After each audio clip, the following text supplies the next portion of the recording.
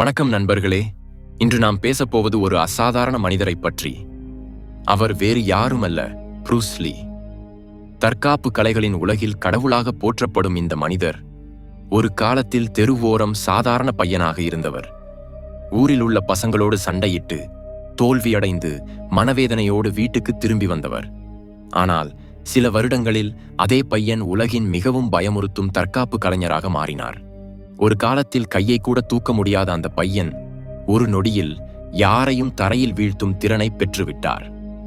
உதாரணமாக, கையில் இருக்கும் நாணயத்தை ஒரு நொடியில் மாற்றிவிடுவது, வெறும் 2 விரல்களால் புஷ் அப்ஸ் செய்வது, நன்சாக்கால் டேபிள் டென்னிஸ் விளையாடி தொழில்முறை வீரர்களை வீழ்த்துவது.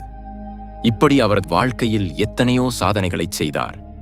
இன்று ப்ரூஸ் லீயின் 9 அற்புதமான சண்டை திறன்களைப் பற்றி விரிவாக பார்க்கப் போகிறோம். இவற்றை பற்றி கேட்டால் நீங்கள் நிச்சயமாக ஆச்சரியப்படுவீர்கள். வீடியோவை தொடங்குவதற்கு முன் ஒரு சின்ன கோரிக்கை. இந்த உள்ளடக்கம் உங்களுக்கு பிடித்திருந்தால் எங்கள் யூடியூப் சேனலை சப்ஸ்கிரைப் செய்யுங்கள். இந்த சேனலில் இதுபோன்ற சுவாரஸ்யமான அற்புதமான வீடியோக்களை பார்க்கலாம்.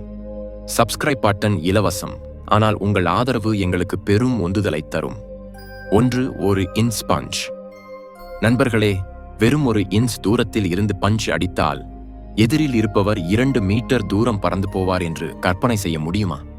அதுவும் ப்ரூஸ் லீ ஒரு அடி கூட நகராமல். இது கற்பனை கதை இல்லை, ப்ரூஸ் லீயின் உண்மையான திறமை. 1996ஆம் ஆண்டு நடந்த லாங் பீஸ் இன்டர்நேஷனல் கராத்தே டோர்னமெண்டில் ப்ரூஸ் லீ இந்த அற்புதத்தை உலகின் முன் காட்டினார். எதிரில் ஒரு அனுபவமிக்க வலிமையான சண்டை வீரர் நின்றிருந்தார். ப்ரூஸ் லீ வெறும் ஒரு இன்ச் தூரத்தில் இருந்து பஞ்ச் வீசினார். அந்த வீரர் நாற்காலியோடு சேர்ந்து 2 மீட்டர் தூரம் நழுவி போனார். அதோடு நிற்கவில்லை. பின்னர் 6 இன்ச் தூரத்தில் இருந்து மற்றொரு பஞ்ச் அடித்தார். இந்த முறை அந்த வீரர் 10 அடி தூரம் நழுவி போனார். ஆச்சரியமான விஷயம் என்னவென்றால், ப்ரூஸ் லீ ஒரு இன்ச் கூட நகரவில்லை. இது ஒரு பெரிய பாறையை கால்பந்துக்கு உதைப்பது போல பாறை அங்கேயே நிலையாக இருக்கும், ஆனால் பந்து தூரமாக பறந்து போகும்.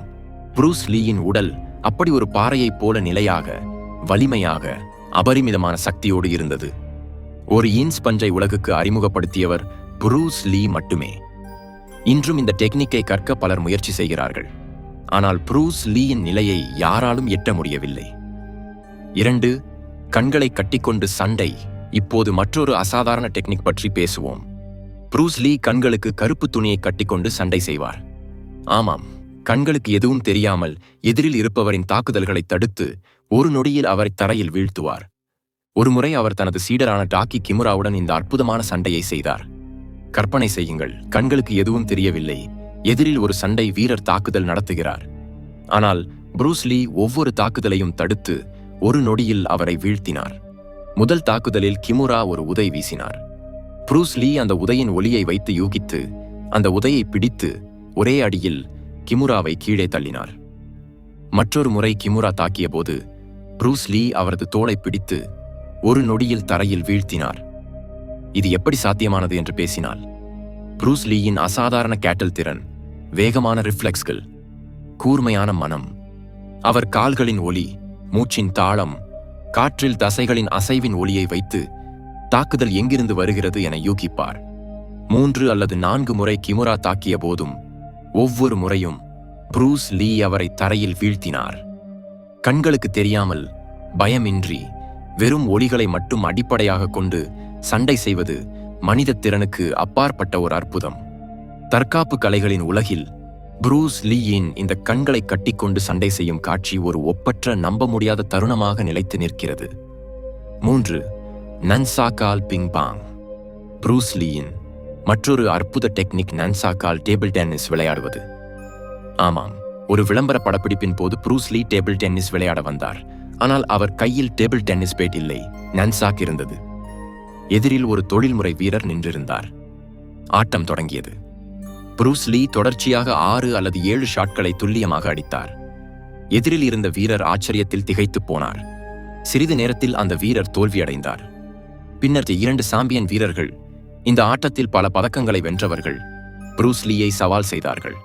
ஆனால் ப்ரூஸ் லீயின் கவனம், டைமிங், நன்சாக்கின் மீதான கட்டுப்பாடு அசாதாரணமாக இருந்தது. அவர் வலது, இடது, மேலே, கீழே எல்லா கோணங்களிலிருந்தும் ஷாட்களை அடித்தார். இறுதியில் அந்த 2 சாம்பியன்களும் ப்ரூஸ் லீயிடம் தோல்வியடைந்தார்கள். நன்சாக் ஒரு ஆயுதம், ஆனால் அதை வைத்து ப்ரூஸ் லீ தற்காப்பு கலை மட்டுமல்ல, இவ்வளவு நுணுக்கமான ஆட்டத்தையும் விளையாடினார். இந்த சிறிய நன்சாக்கால் பந்தை இவ்வளவு துல்லியமாக அடிப்பது ஒரு அற்புதம் இல்லையா? இது ப்ரூஸ் லீயின் கைப்பிடிப்பு, கண்ணின் பார்வை ஆகியவை மனித திறனை மீறியவை என்பதை நிரூபிக்கிறது. 4. 2 விரல்களால் புஷ் ஆப்ஸ். நீங்கள் ஒரே மூச்சில் எத்தனை புஷ் ஆப்ஸ் செய்ய முடியும்? 30, 40 அல்லது 50? இப்போது ப்ரூஸ் லீ பற்றி கேளுங்கள். அவர் வெறும் 2 விரல்களால் புஷ் ஆப்ஸ் செய்வார். ஆமாம், 2 விரல்களில் தனது உடலை தூக்கி 100 முறை தொடர்ச்சியாக புஷ் ஆப்ஸ் செய்வார். அதுவும் ஒரு முறை கூட நடுக்கமின்றி. இது ஒரு ஸ்டண்ட் இல்லை, இது அவரது ஒப்பற்ற வலிமை, சமநிலை, துல்லியத்தின் அடையாளம். அதோடு நிற்கவில்லை. ஒரு கையால் 400 புஷ் ஆப்ஸ், 2 கைகளால் 1500 புஷ் ஆப்ஸ், அதுவும் ஒரே மூச்சில், நிற்காமல், சோர்ந்து போகாமல். ப்ரூஸ் லீயின் நம்பிக்கை என்னவென்றால், வலிமை தசைகளில் இருந்து மட்டும் வருவதில்லை, அது மனதின் கட்டுப்பாடு, ஒழுக்கம், கடினமான பயிற்சியில் இருந்து வருகிறது. இந்த 2 விரல் புஷ் ஆப்ஸ் இன்றும் தற்கால கலைகளின் உலகில் ஒரு புராணமாக நிலைத்திருக்கிறது, இல்லையா? ஆனால் ப்ரூஸ் லீ ஒரு நொடியில் 6 உதைகளை அடிப்பார், அதுவும் துல்லியமான இலக்கை பார்த்து, வெவ்வேறு கோணங்களில் இருந்து, வெவ்வேறு வலிமையோடு. இது கேமராவில் பதிவாகிய உண்மை. கால்கள் மின்னல் வேகத்தில் அசைந்தன. எதிரில் இருப்பவர் யூகிக்கும் முன்பே 6 உதைகள் தொடர்ச்சியாக விழுந்தன. இது வெறும் வலிமை பற்றியது இல்லை, இது வேகம், கட்டுப்பாடு, பயிற்சியின் அற்புதமான கலவை. ஒரு நிமிடத்தில் அவர் 360 உதைகளை அடிக்க முடியும் என்று கற்பனை செய்யுங்கள். இப்படிப்பட்ட உதைகள் ஒரு நிமிடம் யார் மீதாவது விழுந்தால் அவரது மூச்சே நின்று போகும். ப்ரூஸ் லீயின் உதைகள் வெறும் தாக்குதல்கள் இல்லை, அவை ஒரு புயல். 6 330 பவுண்டு பையை பறக்க விடுவது, 150 கிலோ எடையுள்ள மணல் பையை ஒரே உதையில் காற்றில் பறக்கவிட முடியுமா? சாதாரண மனிதருக்கு இது சாத்தியமற்றது, ஆனால் ப்ரூஸ் லீயால் முடியும். ஒரு பயிற்சி அமர்வில் 330 பவுண்டு மணல் பையை ஒரே உதையில் காற்றில் பறக்கவிட்டார். சாதாரண மனிதர்கள் அந்த பையை அசைக்கவே பயப்படுவார்கள், ஆனால் ப்ரூஸ் லீ ஒரே அடியில் அதை பறக்கவிட்டார். அவரது உதைகள் அவ்வளவு வலிமையாக இருந்தன, அந்த பையை பிடித்தவர்கள் கூட பின்னால் நழுவிப் போவார்கள். சில சமயங்களில் பையை பிடிப்பவர்களை மாற்ற வேண்டியிருந்தது, ஏனெனில் யாராலும் அந்த வலிமையை தாங்க முடியவில்லை. இந்த அற்புதம் ப்ரூஸ் லீயின் அசாதாரண வலிமை, வேகம், கட்டுப்பாட்டுக்கு ஒரு உதாரணம். 7. கேமராவை விட வேகம். ஒரு மனிதர் கேமராவை விட வேகமாக நகர முடியும் என்று கேள்விப்பட்டிருக்கிறீர்களா? இது நகைச்சுவை இல்லை. ப்ரூஸ் லீ விஷயத்தில் இது உண்மை. அவரது அசைவுகள் அவ்வளவு வேகமாக இருந்தன. அந்த காலத்தில் ஒரு நொடிக்கு 24 பிரேம்களில் பதிவு செய்யும் கேமராக்களால் கூட அவரது அசைவுகளை சரியாக பிடிக்க முடியவில்லை. அவரது பஞ்சுகள், உதைகள் கேமராவில் ஒரு மங்கலாகத் தெரிந்தன. இயக்குநர்கள், கேமராமேன்கள் ஆச்சரியப்பட்டு அவரது அசைவுகளை பிடிக்க கேமராவின் வேகத்தை குறைக்க வேண்டியிருந்தது. பொதுவாக ஸ்லோ மோஷனை ஸ்டைலுக்காக பயன்படுத்துவார்கள், ஆனால் ப்ரூஸ் லீ விஷயத்தில் அது அவசியமாக இருந்தது. ஏனெனில் அவர் கேமராவை விட வேகமாக நகர்ந்தார். ஒரு மனிதர் இயந்திரத்தை மிஞ்சுவது சாத்தியமற்றதா? ப்ரூஸ் லீ அதை சாத்தியமாக்கினார். 8. நன்சாக்கால் தீக்குச்சியை பற்ற வைப்பது. ப்ரூஸ் லீ நன்சாக்கால் தீக்குச்சியை பற்ற வைப்பார். ஆமாம், ஒருவர் வாயில் வைத்திருக்கும் தீக்குச்சியை அதை தொடாமல் நன்சாக்கால் பற்ற வைப்பார். அவர் நன்சாக்கில் தீப்பெட்டியின் ஊராயும் பகுதியை ஒட்டி ஒரே அசைவில் தீக்குச்சியை பற்ற வைப்பார். எந்த தவறும் இல்லாமல், துல்லியமாக. அதோடு நிற்கவில்லை, பின்னர் காற்றில் பறக்கும் தீக்குச்சிகளையும் நன்சாக்கால் பற்ற வைப்பார். இது எந்த சிறப்பு விளைவுகளும் இல்லை. இது ப்ரூஸ் லீயின் வேகம், துல்லியம், மனம் உடல் ஒருங்கிணைப்பு. இது மனித திறனுக்கு அப்பாற்பட்ட ஒரு அற்புதம். நண்பர்களே, ப்ரூஸ் லீயின் இந்த 8 அற்புதங்கள் மனித திறனை மீறியவை. அவர் ஒரு தற்காப்பு கலைஞர் மட்டுமல்ல, ஒரு புராணம், ஒரு சக்தி, ஒரு உத்வேகம்.